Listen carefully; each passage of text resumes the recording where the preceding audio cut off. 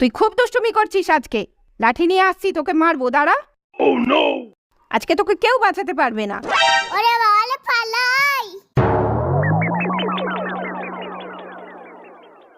কি ব্যাপার, বৌদি ওকে মারছে কেন? কি হলো, মারছো কেন ওকে? দুষ্টুমি করছিল জানো তো, ওকে আজকে লাঠি দিয়ে মারবো। এটুকু বাচ্চাকেও লাঠি দিয়ে মারে? ফেলো, চলো আমরা বসে বসে টিভি দেখি। ঠিক আছে। চলো টিভি দেখি আমরা।